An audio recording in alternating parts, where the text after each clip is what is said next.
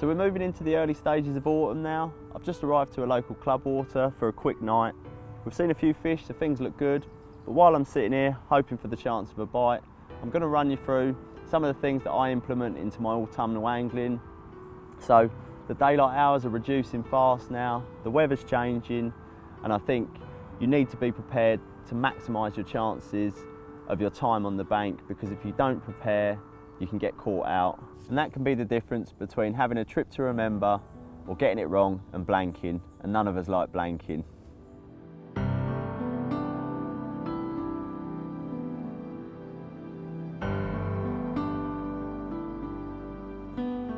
So at any time of the year in carp fishing, location is my #1 priority. But things are a little bit different for the autumn, so I'm starting to look for those softer areas such as silt, as those fish are looking for natural food. The water temperature started to drop and the natural food has started to decrease, so the carp are out looking for it. This doesn't mean that you wouldn't fish those harder spots that you've done well through the warmer months, so I'd definitely keep a rod on them.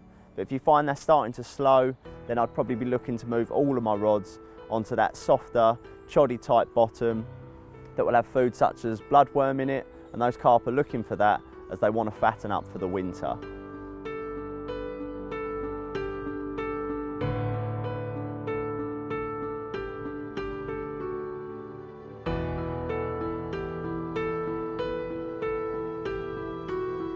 Now when it comes to bait this time of year, I tend to favour an out-and-out boilie approach. The fish know that this is a highly nutritional food source and they're looking to replenish from the weight that they would have lost during spawning in the summer months. So the bait that I tend to favour through the autumn is the XXX.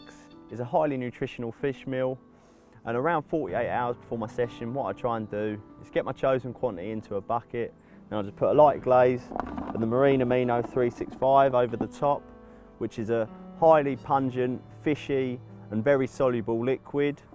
And the reason I do this a couple of days before my trip is not only will this make the bait super attractive out on the bottom, but if I am fishing those softer, sort of smellier type areas, I want those baits to really soak in that liquid and not allow that silty smell to penetrate into the boilie. So another little edge is if you can get down to the lake once or twice a week, maybe after work, just introduce a little bit of free bait to those zones, and you want those fish looking for food in those areas. So if you can introduce it and get them feeding confidently before you're actually down fishing, this is a huge advantage. I know this doesn't always apply on busy day tickets or a circuit style syndicate.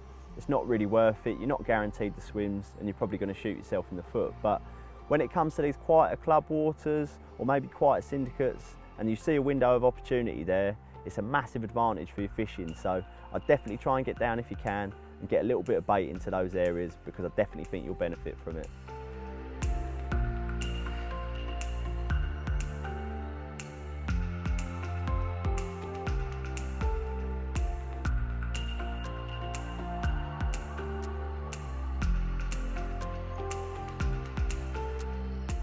Something to think about with your rig presentation, if you're fishing over silt or softer stuff, is how that rig is going to present. So for example, you won't be able to fish your conventional style tactics that you'd fish over, say, at a hard gravel spot.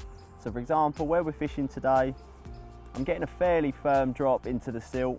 So I'm fishing rig tube because that's all you can actually use on here. You can't use leaders and you can't fish naked. So I'm fishing that down to a lead clip, a 2-ounce lead and a fairly short hook length. So if I thought it was much softer out there, I'd maybe drop the lead even more so, or I'd lengthen the hook length. So my rig of choice is a Slip D. I use this for 90% of my fishing. I just feel it covers everything that I want it to do. And I'm fishing that with a semi-stiff hook length. So as I mentioned, if it was much softer out there, I'd probably go over to a softer hook length and lengthen it slightly. So, and then that goes down to a Match the Hatch XXX hook bait. So for me, around August, I'd probably start going over to Match the Hatch. The fish have had a hammering on bright hook baits all through the spring, and a lot of people continue to use them through the summer, so I'll quite often go over to Match the Hatch as early as I can, and I'll continue that all the way through until it starts to get really cold. And I'm using a wafter, and the reason for this is I want the bait to sink slowly, but I don't want to fish a pop-up over the spot, because when you've got fish feeding hard in silt, they'll really bury their heads down into it, and I don't want a pop-up sitting above where the fish are actually feeding. And if I had a bottom bait on, I don't want it to sit too low down and potentially hook into any debris that might be into the silt. So another thing to mention is, as I say on here, we can't use leaders, but normal scenarios, if I can use lead core or a lead-free leader, I would fish this on a helicopter style setup. And then that enables me to keep a pretty short hook link, and then I can just slide the bead up and then fish the hook link up, and I'd probably fish slightly more effectively into the silt.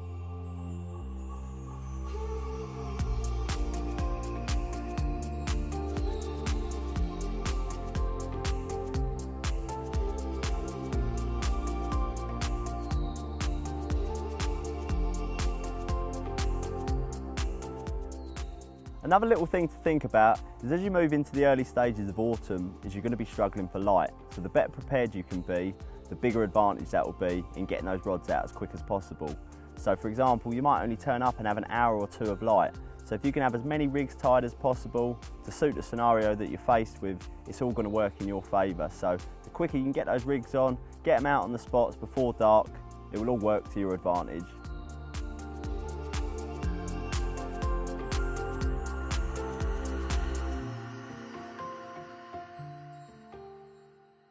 Often in the daylight hours you'll see minimal signs, sometimes none at all in the autumn, and that's because the fish are most active in the hours of darkness.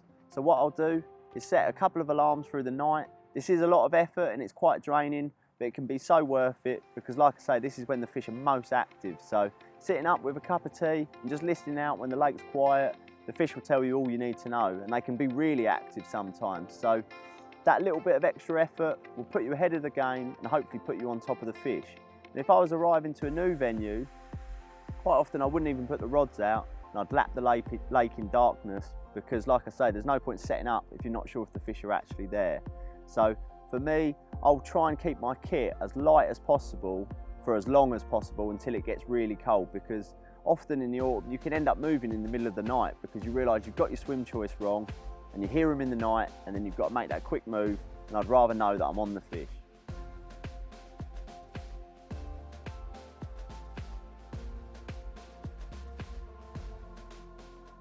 At any time of the year, the weather is a critical factor, but in my personal experience, I found that the autumn, finding those windows of weather can be a big difference between not catching anything at all to having really good trips. So whether that be a warm period of weather incoming, a big fresh wind, or maybe a pressure drop. So for example, on my current syndicate Raisbury, last October, I'd done the first night, I wasn't on the fish, I packed up, an area had become available, I moved around there, a fresh southwesterly was blowing across it, I knew the swim pretty well, I decided to fish a silty area that I'd found earlier in the year, and I ended up catching one of my target fish, a fish known as Red October. And that's a typical example of timing on that autumnal weather when the fish are looking to really harvest, and like I say, if you time it right, you can really have some good results. So another thing that I think about at any time of the year, but definitely in the autumn when they're on the feed, is moon phases. Some people believe in it, some don't, but a big thing for me last year made me think even more into phases, and that was catching another big fish out of Raisbury in October on the new moon, a fish known as paw print. I timed some time off work, planned to get in an area for that new moon, and I ended up catching that fish on the day of the new moon. So like I say, it's definitely a factor that I look for in my fishing, even more so in the autumn when those fish are big, they're on the feed, and like I say, timing I think is a crucial factor into putting those fish on the bank in the autumn. Well, there's a few things that I implement into my autumnal angling that I definitely think put a few extra fish on the bank for me. It's personally my favourite time of the year to be out. The fish are getting back up to their top weights, they're in peak condition, the lake is changing by the trip, and I think although you have to put in that extra effort, it really can be worth it, and it's what can make the difference between a dull session and a very special one.